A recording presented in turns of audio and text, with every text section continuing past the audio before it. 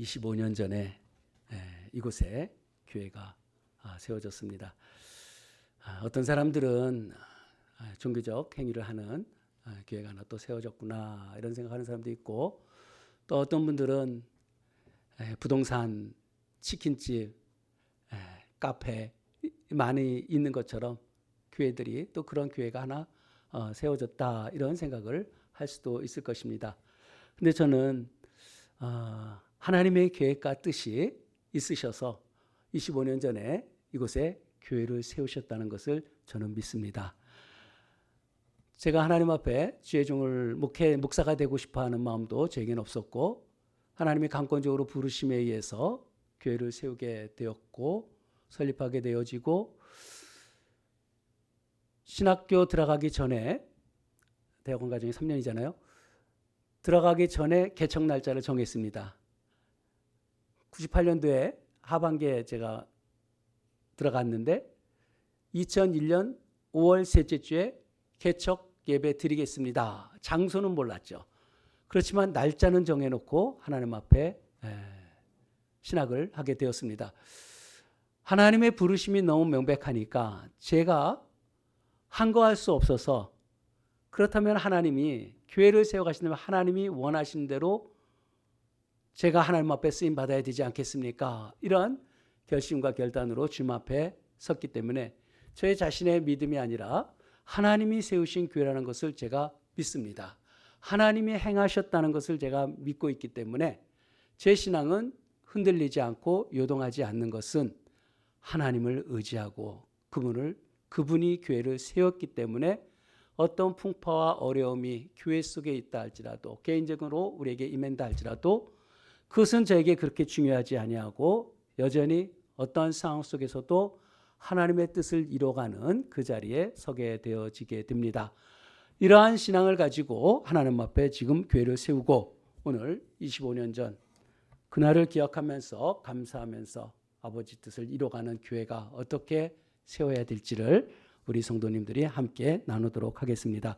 교회라는 것은 무엇일까? 교회라는 것은 고린도전서 1장 1절에 말씀하듯이 예수 그리스도 안에서 거룩하여지고 성도라 부르심을 받은 자라고 합니다. 예수 그리스도 안에서 거룩하여지고 성도라 부르시는 자를 교회라고 하고요. 예수 그리스도를 이름을 부르는 자, 예수 그리스도를 주로 고백하며 그를 부르는 자들이 교회라는 것입니다. 곧 교회라는 것은 빌딩이 아니라 성도입니다. 그래서 교회가 어디 있냐, 교회가 무엇이냐 이렇게 질문하는 것이 아니라 교회는 누구인가 라고 질문하는 것이 더 정확한 질문이 될 것입니다. 우리는 교회가 우리 자신들이라는 것을 알고 우리가 교회를 세워가야만 합니다. 교회의 핵심을 우리가 말한다면, 한 문장으로 말한다면 하나된 거룩하고 보편적이며 사도적인 교회, 이렇게 말할 수가 있을 거예요. 따라해 볼까요? 하나된 보편적이고 거룩하고 사도된 교회. 네, 여기서 네 가지 표지가 나오죠. 첫 번째가 하나됨입니다. 교회는 하나됨이에요. 캐톨릭도 하나라는 의미잖아요. 공회. 우리 개신교에서도 유니버스, 우주적인 하나를 뜻하는 하나라는 메시지가 첫 번째. 그래서 교회는 분열되어져서는 안 된다는 거죠. 우리가 교회 그리스도인이라면 교회를 분열시키는 말과 행동을 행한다면 그리스도인 자격이 없어요. 교회의 자격이 없어요. 그래서 항상 우리는 하나됨에 대해서 말씀할 수 있어야 돼요. 그리고 그 하나됨이라는 것은 또 어떤 의미를 갖고 있냐면 구원의 유일성을 얘기합니다. 교회 외에 구원은 없다는 사실을 우리에게 말씀하는 것이 하나됨이에요. 두 번째, 거룩성입니다. 교회는 거룩성이 있어요. 교회가 모든 사람들이 다 거룩하지 못하죠.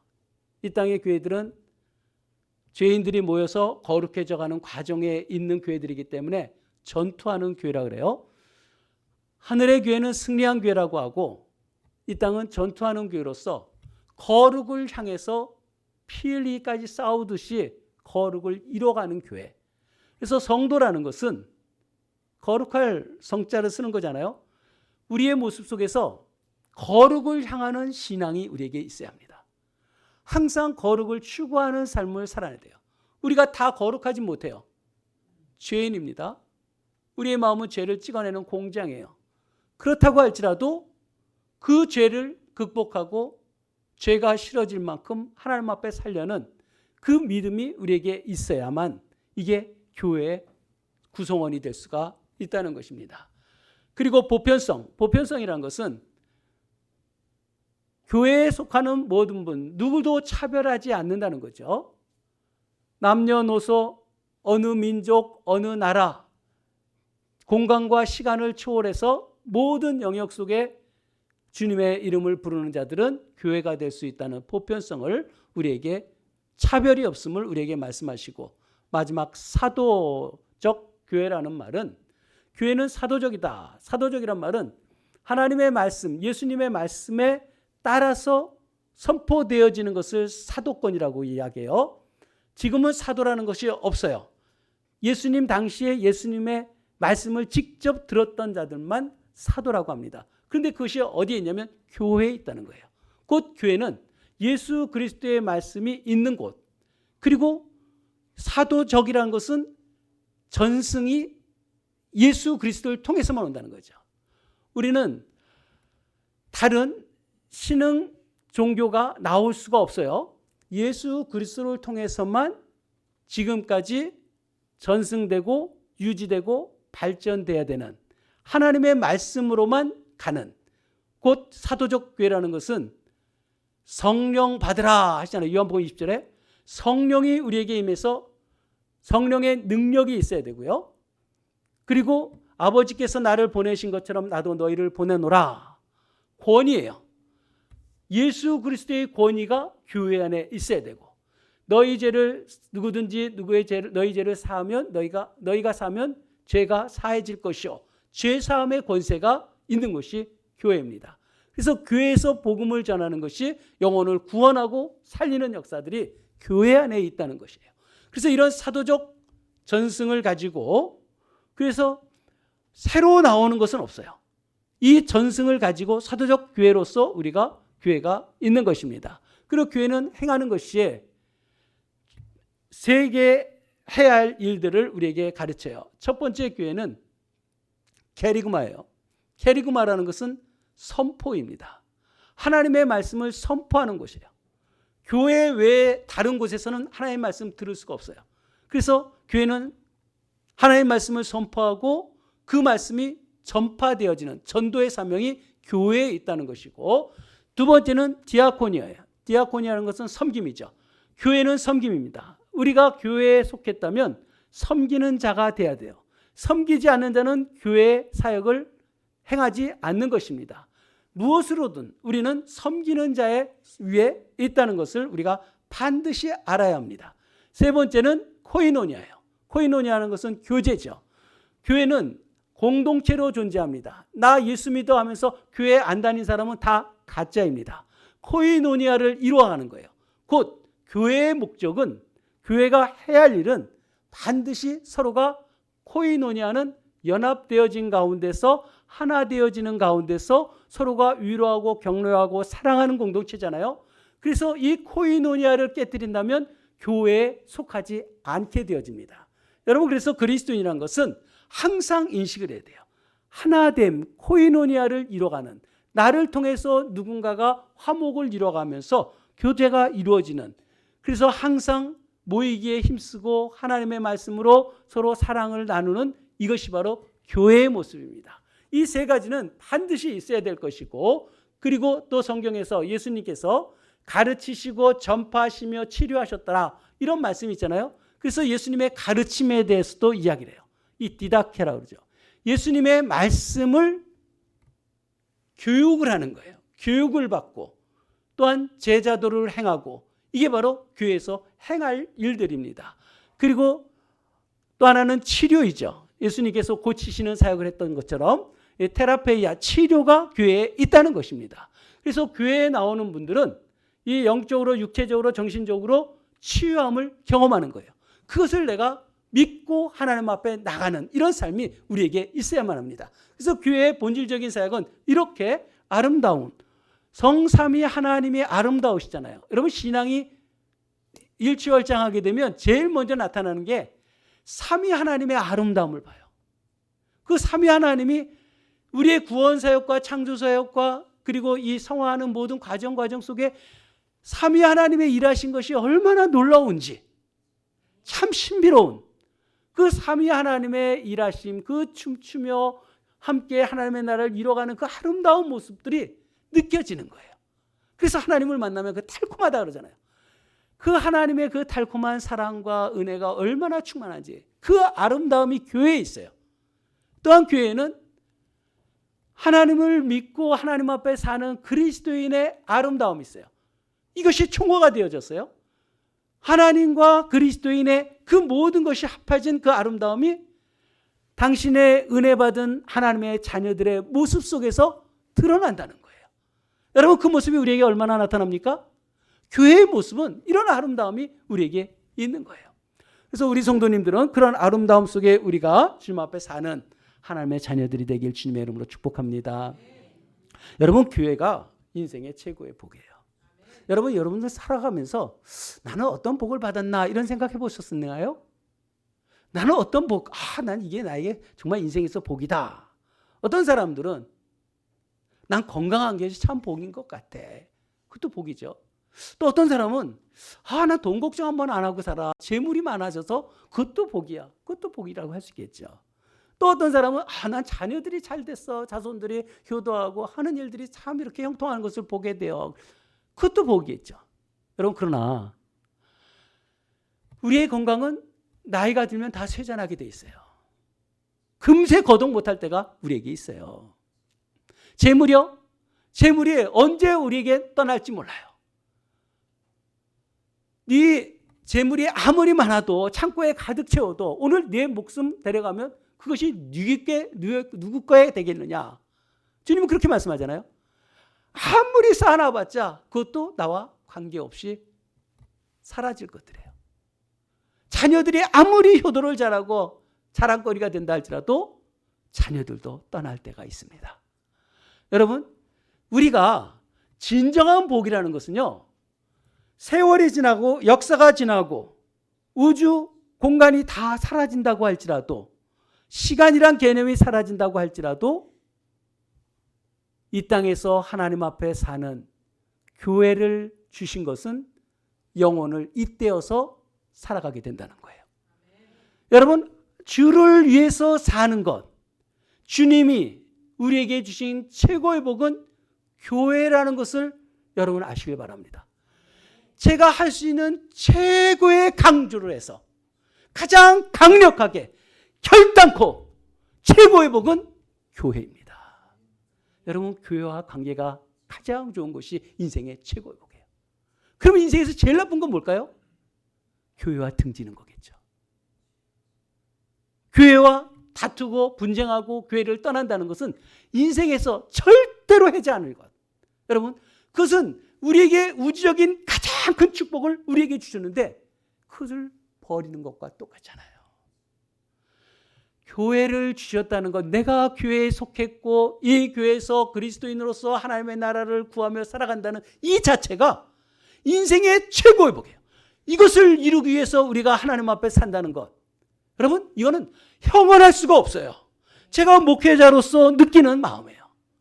교회를 위해서 사는 것, 교회를 생각하고 교회를 세워가고 교회에 헌신하고 충성하고 영원한 삶을 살아내는데 어찌 어떤 무슨 이유들이 우리에게 있다 할지라도 내 신앙이 하나님을 바라는, 교회를 사랑하는, 하나님을 사랑하는 건 교회를 사랑하는 거예요. 그 사랑을 어떻게 내가 함몰될 수가 있겠습니까? 우리는 절대적인 사랑 가운데 내가 쏟을 수 있는 최고, 그것은 교회에 쏟으시길 바랍니다. 이것이 바로 성전이라잖아요. 성령이 거하시기 때문에 성전이라는 거예요. 또한 예수님의 몸이라고 하잖아요. 진리의 기둥, 터가 된다고 하시잖아요. 이렇게 하나님이 우리에게 말씀하시는데 우리가 왜 이렇게 하나님을 잘 모르고 신앙생활을 못할까? 너무 안타까운 것이죠. 교회는 우리의 삶의 목적을 줍니다. 사람이 불행한 것은 목적 없이 방황하기 때문에요. 안타까워 보이잖아요. 하나님 믿지 않는 사람들, 그 어떤 것을 추구하며 하나님만 사는 그런 사람들에 보면은 좀 불쌍하지 않습니까? 영혼이 불쌍하잖아요.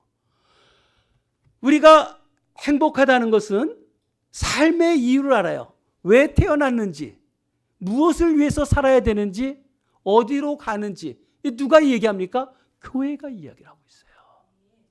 삶의 이유와 목적이 다 우리 교회를 통해서 나타나기 때문에 삶에 대한 답은 교회에 있어요. 하나님의 말씀이 선포되어졌을 때 우리는 압니다. 교회를 신앙생활하는 것은 결코 낭비되는 삶이 아니에요. 여러분, 우리가 25년 동안 교회를 세워오면서 이곳에서 부르짖고 기도했던, 그리고 하나님의 말씀이 선포되어지고 찬송이, 이 벽면들이 다 들었을 거예요. 하늘과 땅을 소환해서 하나님은 말씀하잖아요. 너가 하나님의 나라를 위해서 부르짖고 기도하고 찬송하고 말씀을 상고했던 것을 하나님이 기억하신다는 거예요. 여러분, 우리의 삶 속에서요, 지금까지 살아오면서 나는 과연 얼마나 주의 나라를 위해서 살아왔는가? 우리가 힘들고 어려워도 예배 시간 들으며 새벽에 나와 기도하며 하나님 앞에 이 쌓였던 것이 그것만 남는다는 것을, 여러분, 인생에서 가장 좋은 삶은 하나님 앞에 드려진 것이 최고의 삶이었다는 것을 아시길 바랍니다. 다른 것 아무리 멋들어지게 인생을 살아가고 아름다운 곳에 자연을 보고 어디 여행을 갔다 해도 그거 하나님이 기억하시겠습니까? 뭐든지 다 할 수 있어요. 다 자유하지만 주를 위해서 내가 희생하고 헌신하고 주님 앞에 살아왔던 것이 얼마나 귀하고 복된 것인지 우리는 힐문할 자가 아무도 없을 것입니다. 하나님이 나에게 그런 은혜를 주신 거예요. 우리가 주님 앞에 살아가는 이런 삶을 살아가도록 행해 주셨습니다. 주 안에서 사는 것은 절대로 헛되지 않아요. 여러분, 주님 앞에 헌신하고 희생하고 예배드리고 예물드리고 모든 것 충성하고 헌신하고, 여러분, 단 요만큼이라도 손해볼 일이 없어요. 주를 위해서 행하는 것은. 정말 주를 위해서 사시길 바랍니다. 최고의 삶이에요. 교회를 몰라서 그러는 거죠. 그런데 제가 왜 오늘 이렇게 축복의 날, 교회를 세워주셔서 이런 엄청난 복을 받고 있는 우리의 삶인데, 오늘 본문을 보면은 여호와께 돌아가자, 이 말씀을 왜 본문으로 택했을까? 교회가 교회다운 모습으로 주님 앞에 서기 위해서 오늘 우리에게 이 말씀을 주셨어요. 이 시대는 교회가 무너지고 있는 것을 많이 봅니다. 교회가 무너진다. 참된 교회는 무너질 수 없죠. 주님이 오시는 날까지 교회는 존립합니다. 그런데 교회에 속해 있다는 많은 사람들이 떠나고 무너지는 걸 봐요. 우리나라는 인구가 감소하고 있는 대표적인 나라 중에 하나잖아요. 인구가 감소하니까 교회의 자연 성장률도 줄어들 수밖에 없겠죠. 그런데 그보다 더 심각한 것은 우리나라 민족이 종교성이 사라진다는 거예요.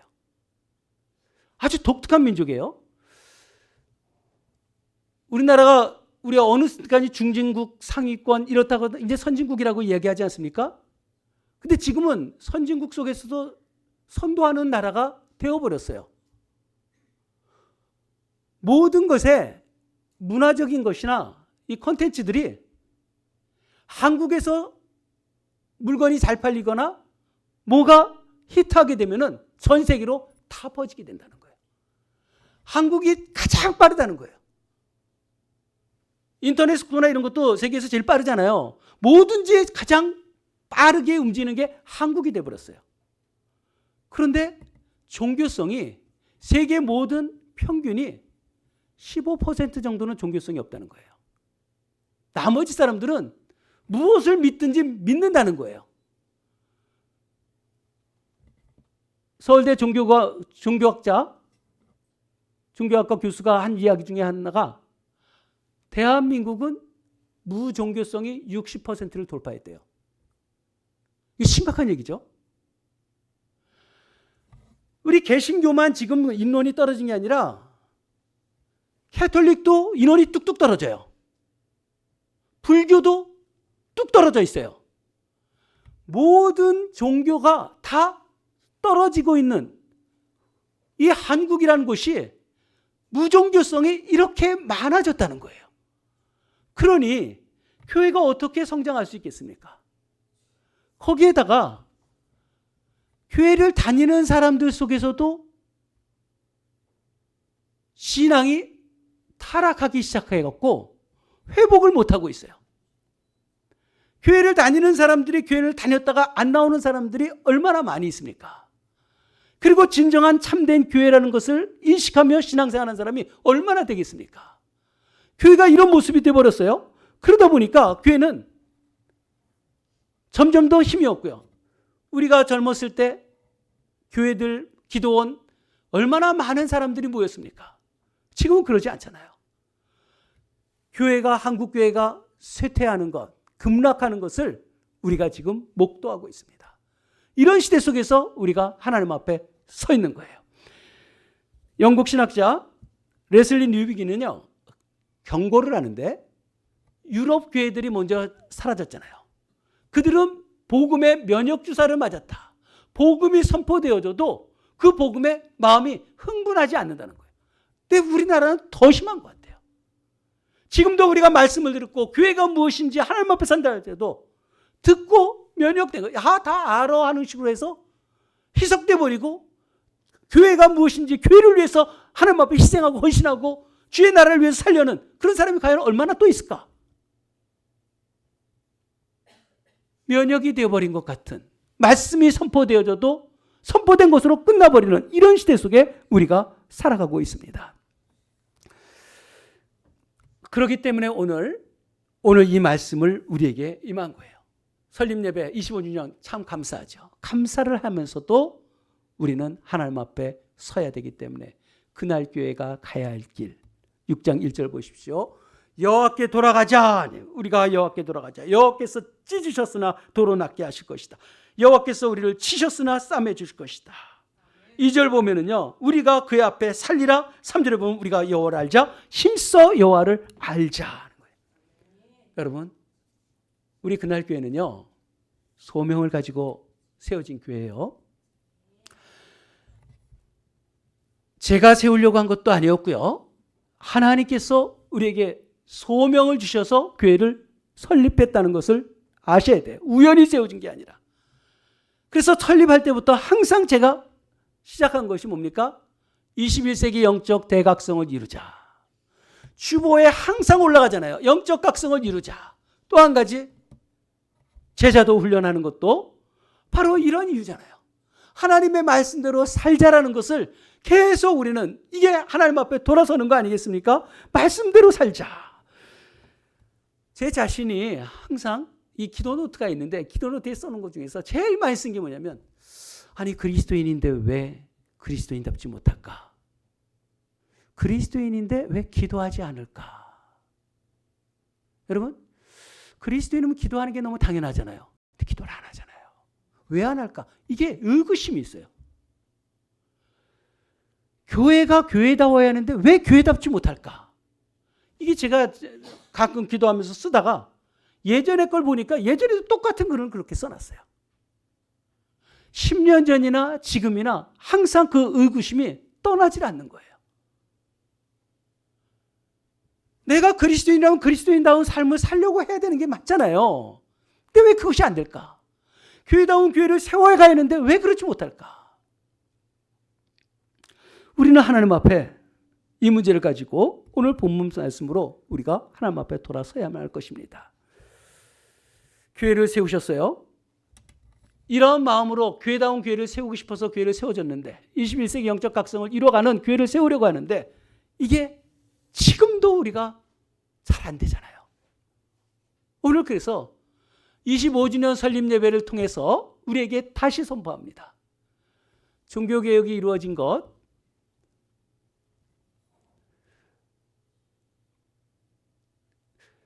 루터가 종교개혁을 처음 일으켰잖아요. 그때 이 비텐베르그, 이 문 앞에다가 95개조를 붙였어요. 근데 그 첫 번째 1조가 뭐냐면요. 제가 읽어드릴게요. 우리 주 예수 그리스도께서 회개하라 말씀하실 때 그는 신자의 전생애가 회개하여야 함을 원하셨다.